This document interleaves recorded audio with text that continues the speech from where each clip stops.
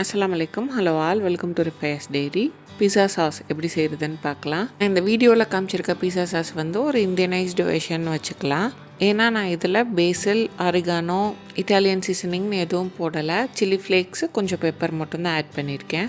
இப்போது சாஸ் செய்கிறதுக்கு நான் 3 தக்காளி எடுத்திருக்கேன். நல்ல பழுத்த தக்காளி எடுத்திருக்கேன். இது 400 கிராம். கூடவே 4 காஞ்ச மிளகாய் எடுத்திருக்கேன். இப்போது தக்காளியில் உள்ள மேலே இருக்கல அந்த காம்பு பகுதி அதை கட் பண்ணி எடுத்துக்கணும். கத்தி வச்சு நான் வீடியோவில் காட்டுற மாதிரி இந்த மாதிரி சுற்றி எடுத்திங்கன்னா நடுவில் உள்ள அந்த காம்பு பகுதி தனியாக வந்துடணும். அதை எடுத்து கீழே போட்டுடணும். இதுக்கு அடுத்து தக்காளியை திருப்பி வச்சு பின்னாடி ஒரு எக்ஸ் மார்க் மாதிரி 2 சைட்லேயும் கோடு போட்டிங்கன்னா தக்காளியை சுடுதண்ணியில் போட்டுட்டு எடுத்து தோல் உரிக்கிறதுக்கு ஈஸியாக இருக்கும். இதே மாதிரி மற்ற எல்லா தக்காளிலையும் நான் கட் பண்ணி வச்சுக்கிட்டேன்.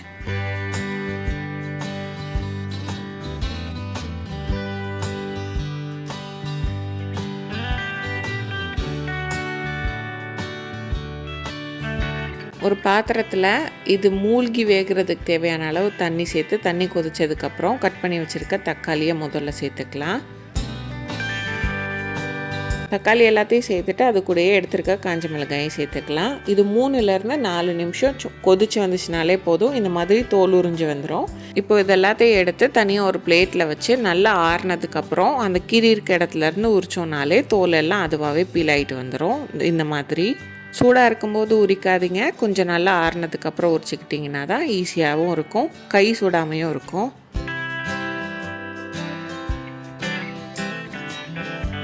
நான் எடுத்திருக்க காஞ்ச மிளகாயில் 2 மிளகாயில் உள்ள விதையை மட்டும் உதுத்துக்கிட்டேன். ஏன்னா எனக்கு கொஞ்சம் காரமாக வேணும்னு. உங்களுக்கு காரம் வேணும்னா நீங்கள் எல்லா மிளகாயில் உள்ள விதையும் உதுத்துக்கலாம். சும்மா லைட்டாக கை வச்சு அழுத்துனீங்கனாலே மிளகாயில் உள்ள விதையெல்லாம் அதுவாகவே கீழே உதிர்ந்துடும்.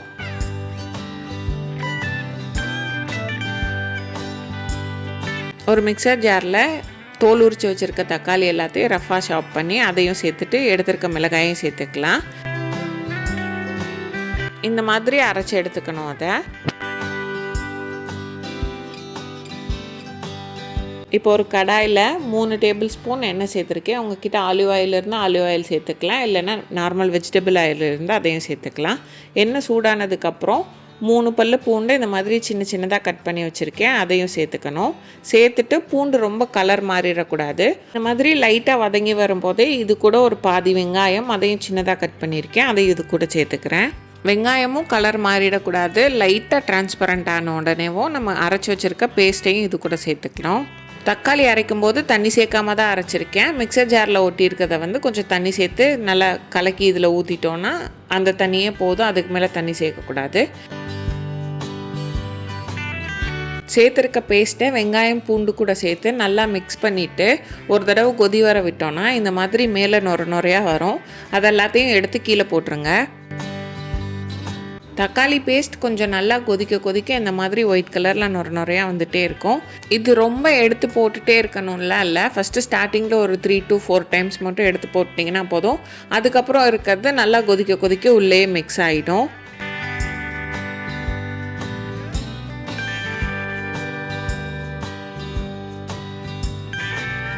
கொஞ்ச நேரம் குக் பண்ண விட்டுட்டு அதுக்கப்புறமா கரண்டி வச்சு இந்த மாதிரி மிக்ஸ் பண்ணி விடுங்க.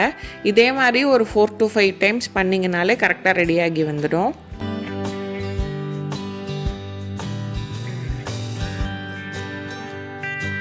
இந்தளவு வற்றி வந்ததுக்கப்புறம் இது கூட ஒரு 1/2 டீஸ்பூன் சீனி, தேவையான அளவு உப்பு, 2 டீஸ்பூன் டொமேட்டோ கெச்சப் சேர்த்துருக்கேன்.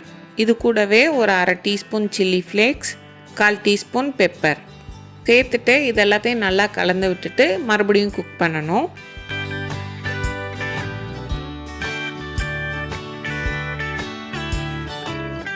இது நல்லா இந்த மாதிரி கெட்டியாக வற்றி வந்திருக்கும்.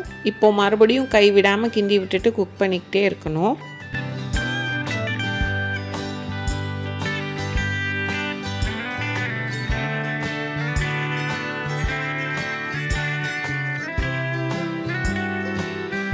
இப்போ இன்னமும் கொஞ்சம் கெட்டியாகி வந்திருக்கு. இப்போயும் கை விடாமல் கிண்டிகிட்டே இருக்கலாம்.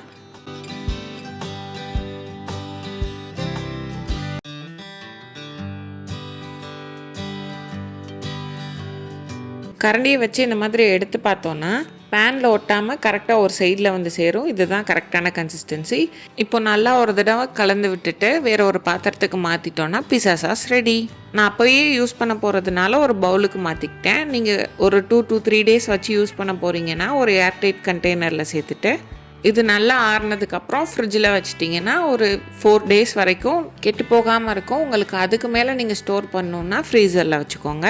கண்டிப்பாக ட்ரை பண்ணி பாருங்கள். ட்ரை பண்ணிவிட்டு எப்படி இருந்ததுன்னு கமெண்ட்ஸில் சொல்லுங்கள். இந்த வீடியோ பிடிச்சிருந்தா ரிஃபைஸ் டெய்ரிக்கு லைக் பண்ணுங்கள், சப்ஸ்கிரைப் பண்ணுங்கள், ஷேர் பண்ணுங்கள்.